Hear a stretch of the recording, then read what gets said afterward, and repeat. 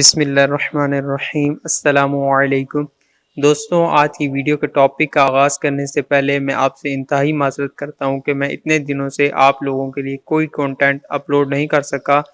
اس کی کچھ وجوہات تھیں، کچھ مسئلے مسائل تھے، تو اس وجہ سے کوئی ویڈیو اپلوڈ نہیں ہو سکی۔ تو اب میں امید کرتا ہوں کہ آپ لوگوں کے لیے ڈیلی ویڈیوز کوئی نہ کوئی کسی نہ کسی خاص ٹاپک پہ اپلوڈ ضرور کروں گا۔ تو ویڈیو نہ اپلوڈ کرنے کے لیے آپ لوگ مجھے معاف فرما دیجئے۔ اس میں آپ لوگوں کا بھی فائدہ ہوتا ہے اور میرا فائدہ بھی ہوتا ہے۔ میرا فائدہ اس لیے ہوتا ہے کیونکہ مجھے بکس ریڈ کرنی ہوتی ہیں، تاکہ میں آپ لوگوں کی ریسرچ کروں گا تو میں آپ لوگوں کے لیے اچھا کنٹینٹ لے کے آ سکوں گا نا۔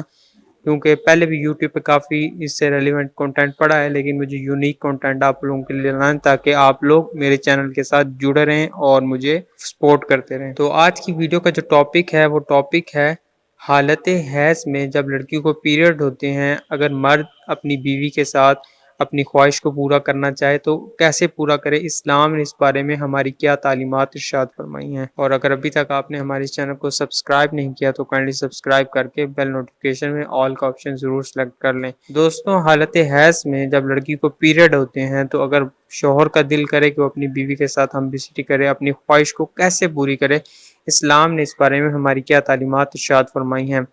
دوستوں، اسلام کے احکامات فطری اور علمی حقائق پر مبنی ہیں، اس لیے انسانی اور حیوانی زندگی کو متوازن بنانے کی خاطر ہدایات دیتا ہے کہ جن پر عمل کرنے سے سماج فلاح و بہبود سے بہرہ ہوتا ہے اور کسی قسم کی تنگی محسوس نہیں کرتا۔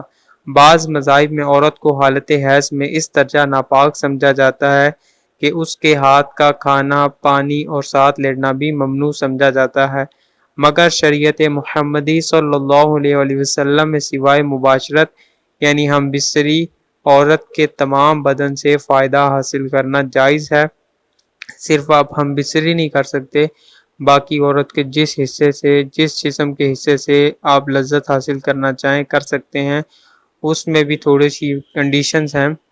ساتھ لیٹنے، بوس و کنار کی پوری آزادی ہے، مگر عورت کے زیر ناف یعنی ناف کے نیچے سے لے کر گھٹنوں تک برہنہ نہ کرے، سوائے صحبت کے پجامے کے اندر جس جگہ سے چاہے لذت حاصل کرے۔ ساتھ میں کھانا پینا اور ایک ساتھ لیٹنا بھی منع نہیں ہے۔ دوستو، کلام کا خلاصہ یہی ہے کہ حالت حیض میں عورت کے جسم سے ناف کے نیچے سے لے کر گھٹنوں تک اس کے جسم سے لذت حاصل کرنے سے ہمیں اسلام نے منع کیا ہے۔ باقی ہم اس کے گھٹنوں کے نیچے سے ٹانگوں تک اور ناف کے اوپر سے جتنا اس کے جسم کا حصہ ہم اسے لذت حاصل کر سکتے ہیں۔ آپ اس میں عورت سے بوس و کنار کریں، اسے کسنگ کریں، اسے باتیں کریں پیار محبت کی، اس کے ساتھ اور کوئی کام کرنا چاہیں وہ کر سکتے ہیں۔ آپ اس کے اوپر کے جسم سے لذت حاصل کر سکتے ہیں۔ باقی اب اس میں ایک اور پوائنٹ بتاتا ہوں، وہ یہ ہے کہ اگر آپ کو اپنی خواہش پوری کرنی ہی ہے